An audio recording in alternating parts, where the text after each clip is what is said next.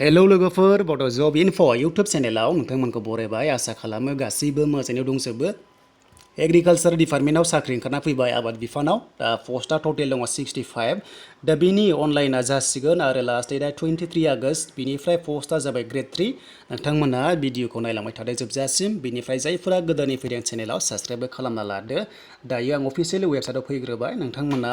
भिडिअनि डिसक्रिपसनाव लिंकखौ मोनगोन एप्लाइ खालामनाय लिंकखौबो मोनगोन दा बिनिफ्राय लोगोफोर एग्जामा गोदान नटिस होदों सिगाङाव 10 अक्ट'बरावमोन नाथाय गोदानै नटिस होबाय बेनो जाबाय रिभाइस शिडिउल ओंखारबाय आरो एग्जामा अक्ट'बरनि 3 आव जागोन दा बिनिफ्राय बेयाव सोर एप्लाइ खालामनो हागोन नटिफिकेसन डाउनलड खालामनासै नोंथांमोना स्क्रिनाव खारबाय थानाय नुदों बेयाव थुनाय लोगो लोगो बेबायदि फैगोन बेनिफ्राय पिडिएफ फाइलखौबो डाउनलड खालामना लानो हागोन भिडिअनि डिसक्रिपसनाव दङ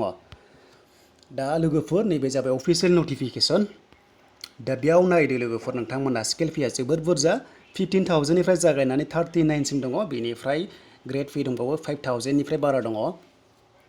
दा बिनिफ्राय एप्लाइआ स्टार्ट जागोन 23 जुलाइनिफ्राय 11 AM निफ्राय आरो लास्ट डेटआ 23 आगस्ट बिनिफ्राय जोंना पेमेन्टआ नाङा एसटिफ्रा बिनिफ्राय टायार 1 एग्जामा बेयाव होनाय मथे 10 अक्ट'बरमोन नाथाय सोलायनानै 3 अक्ट'बर खालामबाय दा टायार 2 आ उनाव जागोन नटिस होगोन बिनिफ्राय भेकेन्सिसखौ नायखादो दा भेकेन्सिसा दङ नै लोगोफोर नोंथांमोना नुनो मोनदों दा AO दङ 44 बिनिफ्राय F&AO दङ 21 दा बिनि गेजेराव एसटिफ्राबो दङ बिनिफ्राय आनरिजार्भ दङ नोंथांमोना एप्लाइखौ खालामनो हागोन दा बिनिफ्राय बे पस्टआ लोगोफोर बुंनो थाङोबा अल इन्डिया जागोन आसाम स्टेटनि नङा बियो दा बिनिफ्राय क्वालिफिकेसन नायदो नोंथांमोना दा पस्टआ दङ एआव बेनो जाबाय एडमिनिस्ट्रेटिभ अफिसार लोगोफोर बेयाव नोंथांमोना ग्रेजुवेट जानांगोन जिखुनु जाया ग्रेजुवेट जानांगोन स्ट्रिमनि खोथा गैया जायखिया ग्रेजुवेट बिनिफ्राय पार्सेन्टआ 55 जाथारनांगोन अब्लानो एप्लाइखौ खालामनो हागोन बिनिफ्राय सेकेन्ड पस्टआव फैबाय बे जाबाय first finance and accounts officer बेयावबो नोंथांमोना 55% थाथारनांगोन अब्लानो एप्लाइखौ खालामनो हागोन जिखुनु जाया बे कमार्स नांलाया जिखुनु जाया बेनिफ्राय कम्पिउटारा बयबो रोंखानांगोन होनना बुंदों बेनिफ्राय नोंथांमोना एप्लाइ खालामदो जायफोरा इलिजिबल जाबाय दा बिनिफ्राय बैसोखौ नायनोसै दा एग्जाम सेन्टारा नै लोगोफोर नोंथांमोना बेयाव नाम्बार 5 आव नुनो मोनदों बेखौ उनाव मिथिगोन एडमिट कार्डआव नोंथांमोना जेब्ला नोंथांमोना एप्लाइ खालामगोन अब्ला एग्जामिनेसन सेन्टार ओंखारगोन बेखौ नोंथांमोना सेलेक्ट खालामबानो जाबाय बिनिफ्राय नाम्बार 6 आव बैसोआ 21 इयार्स जाथारनांगोन लोगोफोर 21 इयार्स जानांगोन नोंथांमोना बेनिफ्राय नै लोगोफोर नोंथांमोना नुनो मोनदों मास्ट have not attain the age of 30 years होनना बुंनो लोगोफोर माने 30 इयार्स जानाङा आरो नाथाय एसटिफ्रा हागोन जेबो नङा बिनिफ्राय नोंथांमोना एसटिफ्रा बेयाव नुदों नै नोंथांमोना आफ्टर माने एज रिलेक्सेसन थायो नालाय एसटिफ्रा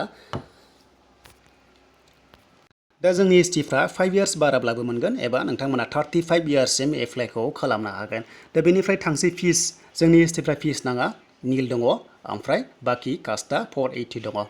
दा बिनि गेजेराव लोगोफोर नायदो नोंथांमोना नुनो मोनदों दा बिनिफ्राय एग्जामिनेसन फिसआ नाथाय निल बिनिफ्राय रेजिस्ट्रेसन फिस थायो बेल' जाबाय 20 रुपिस जागोन आरो दा बिनिफ्राय नोंथांमोना नैबाव माखासे नुनो मोनबावदों बिनिफ्राय बेयाव बायदिसिना दङ नोंथांमोना बेखौ नायना लादो फिसनि खोथा दङ बेखौ नोंथांमोना माने एक्सट्रा रेजिस्ट्रेसन फिस थायो बाखि एग्जामिनेसन फिसआ नाङा आरो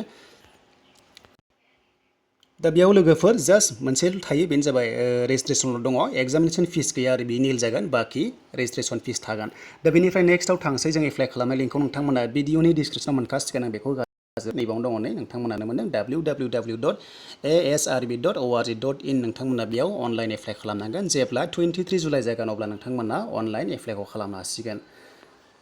थ' बेनोसैमोन लोगोफोर नोंथांमोना बुजिबाय जानांगौ बे जाबाय अल इन्डिया पस्ट बे आसामनि थाखाय फैयाखै नोंथांमोना अल इन्डिया एप्लाइखौ खालामनो हागोन जायफोर इन्टारेस्टेड दङ नोंथांमोना एप्लाइखौ खालामदो गासिबो एप्लाइखौ खालामदो बेनिफ्राय डकुमेन्ट्सआ नोंथांमोना बेयाव मा डकुमेन्ट्स हरनांगौ बेनिफ्राय मा लिरनांगौ बेयाव दङ बेखौ नोंथांमोना स्क्रिनशट खालामना लादो बेनिफ्राय मा डकुमेन्ट्स नांगौ नोंथांमोना स्क्रिनशट खालामनानै गासैखौबो रेडि खालामनानै आपल'डखौ खालामबानो जाबाय दा बिनिफ्राय नोंथांमोना गाहायाव थाङोब्ला माखासे इन्सट्राक्सन्स मोनगोन बेखौ नोंथांमोना पिडिएफ फाइलखौ डाउनलड खालामना नायनो हासिगोन दा बेनोसैमोन लोगोफोर अल इन्डिया एप्लाइ जागोन एग्रिकालचाराव नोंथांमोना एप्लाइखौ खालामबानो जाबाय